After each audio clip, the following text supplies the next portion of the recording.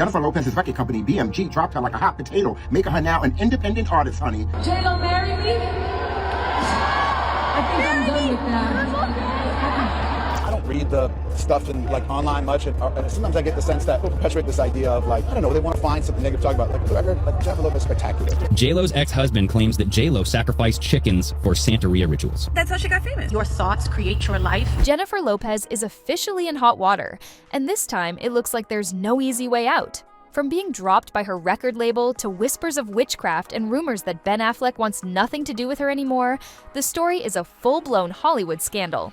So let's get into all the details and unpack how J.Lo's career and personal life are spiraling in ways even she might not have predicted. Jennifer Lopez's record label, BMG, decided they were done with her. After signing her for a one-album deal, they quietly cut ties once her project This Is Me now failed to deliver the numbers they expected. This wasn't just another album. It came with a film, a documentary, and endless promotion around her epic love story with Ben Affleck. But instead of sparking a career renaissance, it flopped so badly that the label reportedly lost millions. And when the numbers don't add up, record companies act fast. BMG didn't see enough return to justify keeping her, and now Jennifer Lopez is an independent artist. For someone with her name and supposed star power, this is a major red flag. Record labels usually fight to keep global icons. The fact that they walked away without a second thought says everything about how much her career momentum has slipped. Her fans have noticed too. In fact, a lot of them have turned against her. Once adored for her music, movies, and glamorous persona, she's now facing a wall of criticism online. Ticket sales for her upcoming Las Vegas residency are reportedly crawling at a snail's pace, with entire sections still open just weeks before the shows.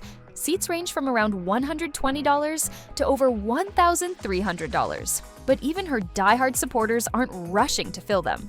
For a performer who used to be able to sell out arenas, this is a dramatic fall from grace.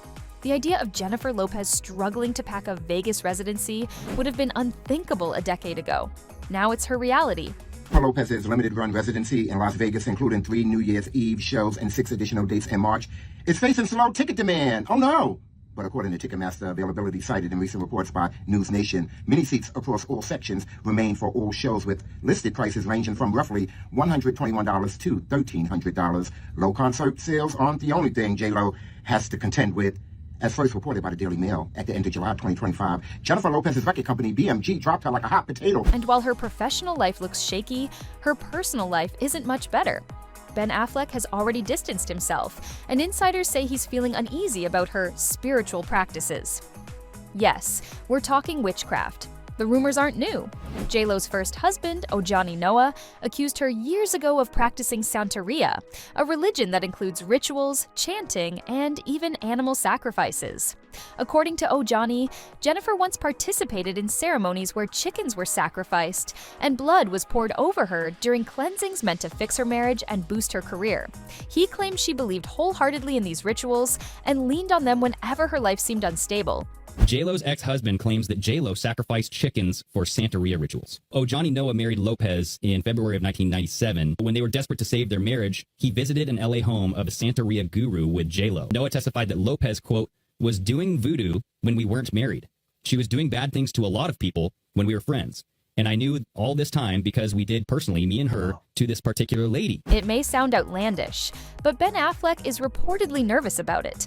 Sources say he jokes about wanting to stay on her good side so she doesn't hex him. But there's also a real unease about how deeply she buys into this spiritual world. He's been around her long enough to see just how much she depends on these practices.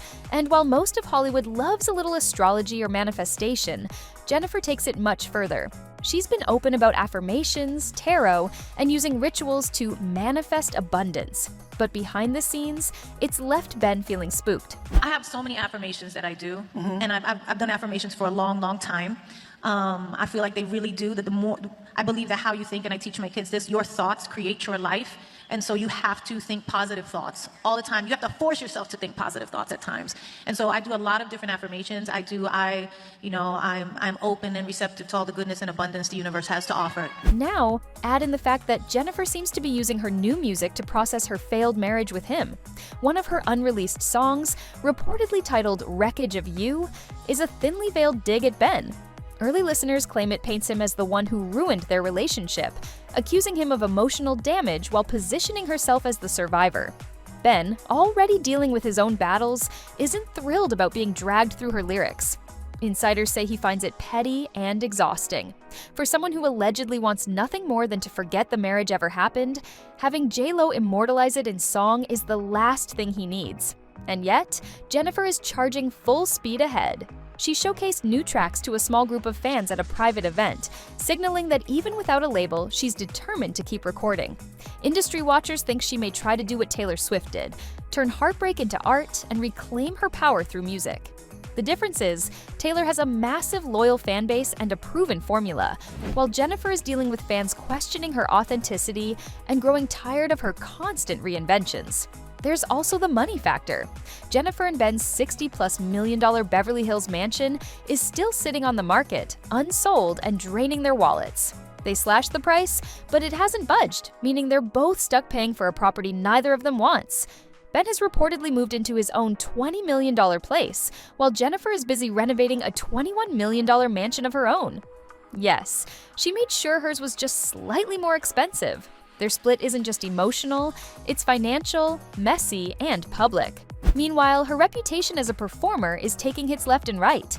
Clips from her concerts show fans questioning whether she's even singing live, and reviewers aren't exactly being kind. For a 55-year-old entertainer, she's still giving her all on stage, but people are wondering why she's working this hard when the demand isn't there.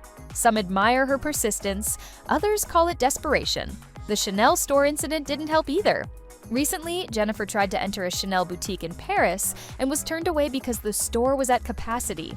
She handled it gracefully, but the clip of J.Lo being denied entry like a regular person went viral, with many pointing out how her star power doesn't shine the way it used to. For someone once considered untouchable, moments like these highlight how much her celebrity status has dimmed. And then there's the infamous bug incident. During a performance, a cricket crawled up her neck mid-song, and instead of panicking, she casually brushed it off while continuing to perform. Fans debated whether this proved she was lip-syncing or just incredibly professional under pressure. Either way, it fed into the ongoing conversation about her authenticity as a performer. But the witchcraft claims continue to overshadow everything. Johnny Noah swears he saw Jennifer perform rituals to gain success and control her relationships.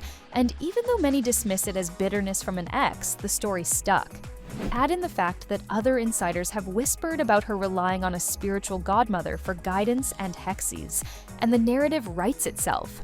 Whether true or not, the idea of J.Lo being a Hollywood witch has become part of her brand, and Ben Affleck wants no part of it. J.Lo practices Santeria, and that's how she got famous. I knew J.Lo's godmother back in Florida. In Florida, Santeria and Catholicism are like interconnected. Now, there are rumors from J.Lo's makeup artist that she hexed some people.